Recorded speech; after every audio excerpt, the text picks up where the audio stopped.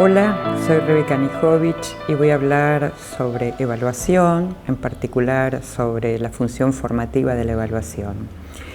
Para empezar a compartir algunas ideas, me parecía importante referirme a cuáles son las preguntas más habituales que tenemos hoy en el campo de la evaluación y las voy a compartir con ustedes. Y estas preguntas de alguna manera van a ir llevando a la presentación que voy a hacer. La primera pregunta que nos convoca y que nos hace reflexionar es ¿qué es lo que tenemos que evaluar hoy? ¿No? Como una nueva mirada sobre la evaluación que nos hace pensar en distintas respuestas acerca de qué evaluar. La segunda pregunta es cómo, porque los docentes sabemos si nuestros estudiantes están aprendiendo o no, pero necesitamos que los estudiantes sepan y se den cuenta si están aprendiendo o no.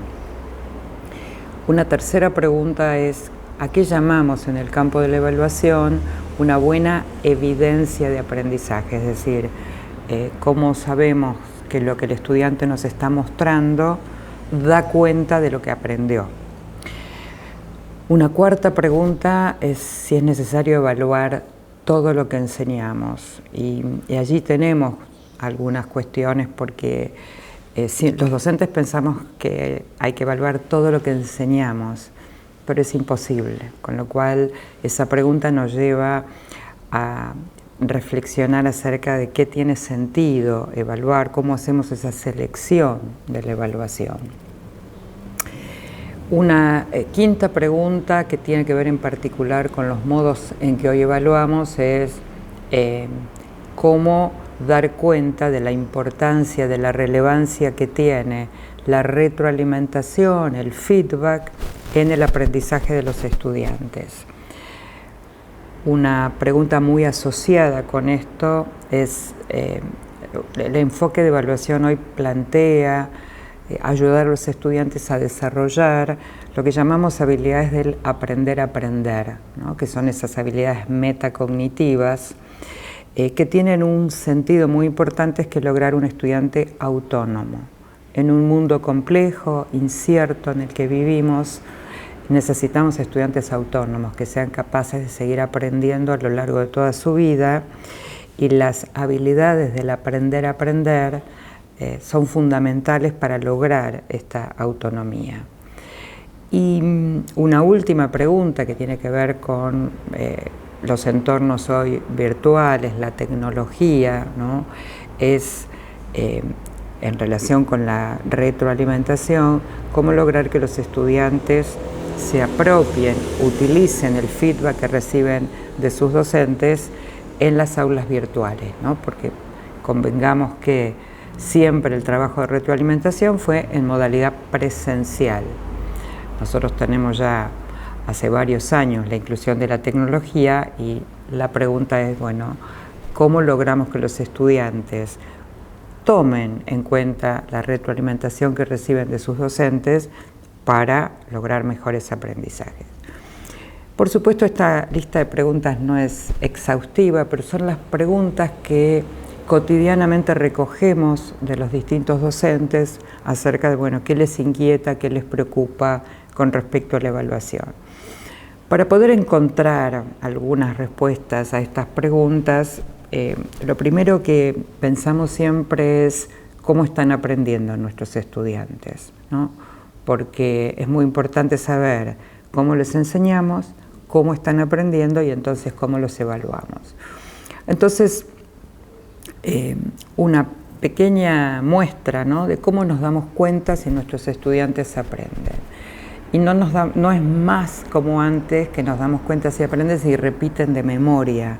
Nosotros hoy nos damos cuenta si aprenden cuando pueden explicar con sus propias palabras, cuando pueden ofrecer un ejemplo, cuando pueden formular preguntas, cuando establecen conexiones entre distintas ideas, cuando pueden enseñarle a otros, cuando resuelven un problema, cuando son capaces de analizar críticamente una idea, un texto, cuando crean un blog, un video, un podcast, cuando experimentan, el aprendizaje, cuando pueden transferir lo que aprenden en un espacio, transferirlo a otro, cuando tienen esa capacidad de intervenir en el contexto para mejorar algo del contexto, y cuando reflexionan y hacen visible no solamente qué están aprendiendo, sino cómo lo están aprendiendo para desarrollar allí esa idea de autonomía. Cuando pensamos entonces qué evaluar, ¿no? ¿Dónde está el foco?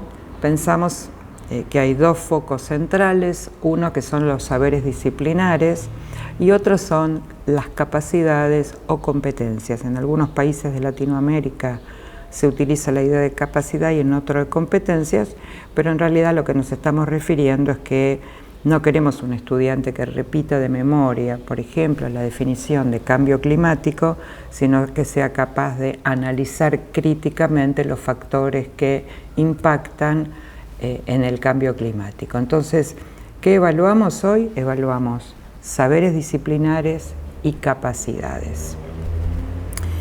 En la evaluación formativa, la evaluación en realidad que sucede en el aula y que somos los profesores y profesoras responsables de esa evaluación, hay dos funciones que son las más importantes de la evaluación.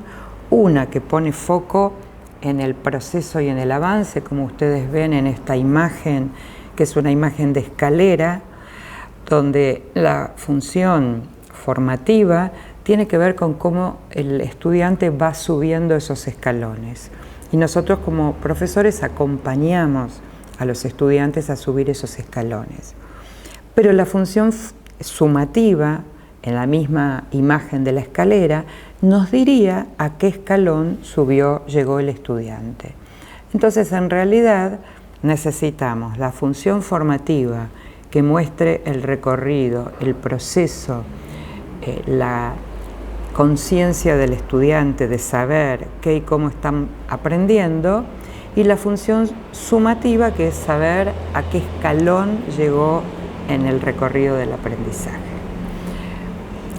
Me voy a detener en particular en la función formativa, la de proceso, porque es la que menos se ha desarrollado y porque desde la pandemia los distintos gobiernos latinoamericanos han de alguna manera legitimado la necesidad no solamente de mirar la calificación, la aprobación, la certificación, sino también mirar cómo el estudiante hace el recorrido del aprendizaje.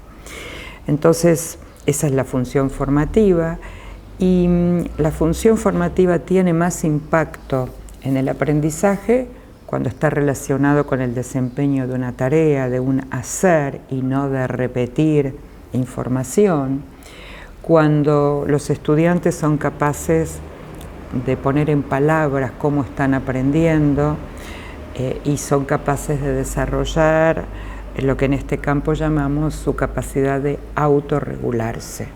¿Qué significa esta capacidad de autorregularse? Darse cuenta, por ejemplo, que yo estoy leyendo un texto y me doy cuenta que no lo entiendo. Entonces, la primera idea de la capacidad de autorregularme es darme cuenta. Me doy cuenta que no lo entiendo y entonces viene, ¿y qué hago? Entonces, hay estudiantes que reconocen que si no entienden un texto lo abandonan, otros que si no entienden un texto se angustian, otros piden ayuda, ¿no? Entonces, darme cuenta que no lo entiendo, darme cuenta que mi reacción cuando no lo entiendo, por ejemplo, es dejar el texto, y entonces tengo que buscar la tercera idea, que es ¿qué hago para salir de esta situación, ¿no? Y entonces digo, bueno, como me doy cuenta que no lo entiendo, como me doy cuenta que abandono, esa no es una respuesta que me va a llevar al aprendizaje, tengo que buscar otros caminos. A esto llamamos autorregulación. Y también el impacto es mayor cuando el aprendizaje es colaborativo, no es solamente individual. En ese recorrido, lo primero y más importante es compartir con nuestros estudiantes los criterios de evaluación. Los criterios responden a la pregunta: ¿qué es importante mirar del aprendizaje de los estudiantes? En el enfoque tradicional nunca se le comunicaba a los estudiantes los criterios de evaluación. Y entonces tenemos estudiantes que, si uno le pregunta por qué te fue bien o mal en algún trabajo, no tienen la menor idea. Dicen que les fue bien si el profesor les puso una buena calificación, pero eso no significa saber qué hice bien.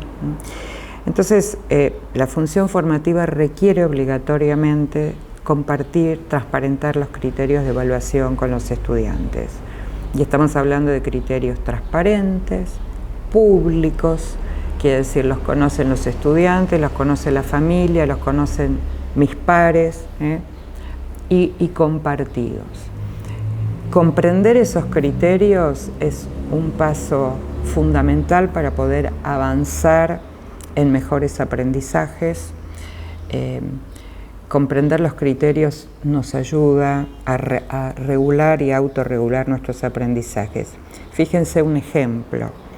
Si los estudiantes interpretan una tarea de lectura y la entienden como que hay que memorizar la lectura, van a planear estrategias para aprender de memoria y van a saber que están aprendiendo.